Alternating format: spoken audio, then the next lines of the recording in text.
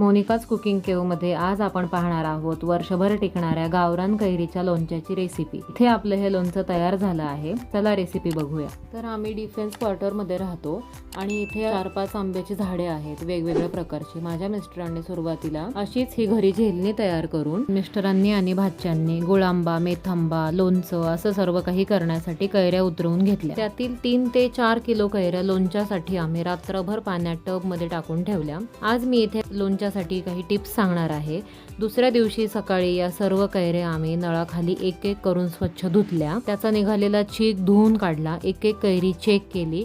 मार लागलेली कैरी अजिबात घ्यायची नाहीये किंवा कैरी काढताना पडून फुटलेली देखील कैरी अजिबात घ्यायची नाहीये, म्हणजे आपलं लोणचं हे दीर्घकाळ टिकेल। आता या कैऱ्या नितळून आम्ही स्वच्छ कापडाने पुसून घेतल्या। कैऱ्या सुकल्यावर आता आपल्याला त्या फोडायला घ्यायच्या आहेत। कैरी एकदम कडक आणि डाग नसलेली घ्यायची, थोडीही मऊ असेल तर लोणचं लवकर खराब होतं। कैरी, बरणी, कपडा, चमचा, भांडे सर्व काही कोरडे करून घ्यायचे। पाण्याचा एक थेंब म्हणजे बुरशीला आमंत्रण। मी इथे 3 ते 4 किलो कैऱ्या घेतल्या आहेत। आमच्या मनीषाताईंनी आणलेल्या अडकेत्याने ह्या सर्व कैऱ्या आम्ही सर्वांनी थोड्या थोड्या करून फोडल्या। लक्षात घ्या की फोडताना कैरी बाठ्यासहित फोडली गेली पाहिजे, म्हणजे फोडींनी बाठा सोडून चिरल्या जाणार नाहीत, हे अशी आपण काळजी घ्यायची आहे। कैऱ्या फोडल्यावरती बाठ्याचा आतील भाग काढून टाकायचा आहे। कैऱ्या फोडताना खरी कसरत असते, एकसारख्या फोडी येण्यासाठी काळजी घ्यायची असते। कैरी निवडताना आंबट कैरी निवडावी, म्हणजे लोणचे आंबट आणि चवदार होते। या सर्व फोडी आम्ही 4 तास अंदाजे सुती कापडावरती फॅन खाली सुकवून घेतल्या। लक्षात ठेवा की फोडी सर्व या उन्हात नाही तर सावलीतच वाळवायच्या आहेत। सर्व फोडींना आता पातेल्यात किंवा परातीत घेऊन अंदाजे 3 किलो फोडींसाठी मी 300 ग्रॅम मीठ आणि 100 ग्रॅम हळद अशा या प्रमाणामध्ये हळद आणि मीठ लावून घेतले आणि पुन्हा 4 तास याला ठेवून दिले। तर त्याला पाणी सुटते, ते आपल्याला थोडे पाणी गाळून घ्यायचे असते आणि एकसारखे असे हलवून आपल्याला हे थोडेसे साईडला ठेवून द्यायचे आहे। आता आपण लोणच्यासाठी मसाला तयार करून घेऊया। त्यासाठी 50 ग्रॅम मेथी दाणे, 50 ग्रॅम बडीशेप, 20 ग्रॅम जिरे आणि प्रत्येकी 10 ग्रॅम लवंग, मिरी आणि दालचिनी, 100 ग्रॅम मोहरी असं मी सर्व घेतले आहे। या सर्वांची भाजून जाडसर थोडी पावडर करून घ्यायची आणि मोहरी मात्र भाजून त्याची साल काढून आणि त्याची मोहरीची डाळ करून घ्यायची। ही मोहरीची डाळ थोडीशी पाखडून त्याचे काळे टरफले आहेत ते साईडला काढायचे। विकत आणलेली मोहरीची डाळ थोडी कडसर असते, म्हणून आपण ही घरीच आमच्या ताईंनी मोहरीची डाळ तयार केली आहे छान अशी पाखडून। आता आपण साईडला तेल गरम करायला ठेवले आहे आणि कडकडीत तेल गरम झाले की गॅस आपली बंद करून घ्यायचा आणि हे सर्व मसाले आपल्याला त्या तेलामध्ये टाकून घ्यायचे आहेत। सुरुवातीला मोहरी टाकून मी पाहिले की तेल गरम झाले का, आणि मग ते थोडं कोमट झालं की त्यामध्ये अंदाजे 1 चमचा हिंग आणि 2 चमचे हळद टाकली आणि 4 चमचे लाल तिखट टाकलं आणि हा सर्व मसाला त्या तेलामध्ये एकत्र करून तो थंड करायला ठेवून दिला। लक्षात ठेवा मी इथे 1 किलो तेल ह्या सर्व मसाल्यासाठी घेतले आहे।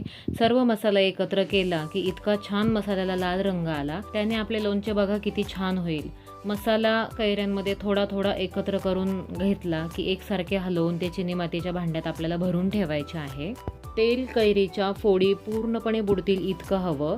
तेल हवेचा संपर्क तोडतं, त्यामुळे लोणचं आपलं वर्षभर टिकतं। ही चिनी मातीची बरणी मी उन्हात तापवून आणि गरम पाण्याने धुवून पूर्णपणे वाळवली आहे आणि त्याला हिंगाची धुरी देऊन व्यवस्थितपणे ती कोरडी करून आपण आता हे लोणचं त्यामध्ये घालणार आहोत। मसाला कैऱ्यांमध्ये थोडा थोडा एकत्र करून घेतला आणि एकसारखे हलवून आमच्या ताईंनी चिनी मातीच्या बरणीमध्ये हे सर्व लोणचे भरून ठेवले आणि लोणचे आपल्याला दररोज 15 दिवस कोरड्या चमच्यानी एकसारखे असे हलवायचे आहे। 15 दिवसांनी मी ते तुम्हाला आता दाखवणार आहे। थोडंसं आंबट चवीचं आणि रसरशीत मसालेदार लोणचं बघा किती छान होतं ते। लोणच्याला खार भरपूर येतो। बरणी हवाबंद न करता 3ही ऋतूंमध्ये व्यवस्थित राहावी आणि लोणचं टिकावं म्हणून एका सुती कापड्याने आपण ते दोरीने बांधायचे आहे। लोणचे वर्षभर टिकवण्यासाठी त्याला बुरशी येऊ नये म्हणून ते पूर्णपणे कोरडे ठेवणे आवश्यक आहे। बरणी नेहमी काचीची किंवा चिनी मातीची वापरावी आणि लोणचे काढताना नेहमी स्वच्छ व कोरड्या चमच्याचाच वापर करावा। बाहेरील हवा आणि ओलावा त्याच्यामध्ये जाऊ नये यासाठी काळजी घ्यायची आहे। मीठ लोणच्यामध्ये प्रिझर्वेटिव्हचे काम करते। लोणच्यात मिठाचे प्रमाण हे अतिशय योग्य असणे गरजेचे आहे। लोणचे काढताना कधीही ओला चमचा किंवा हात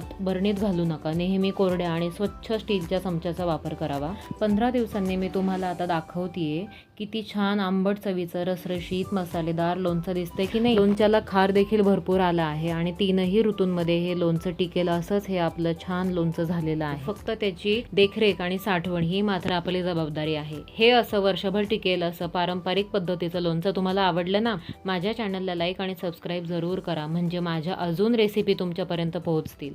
धन्यवाद.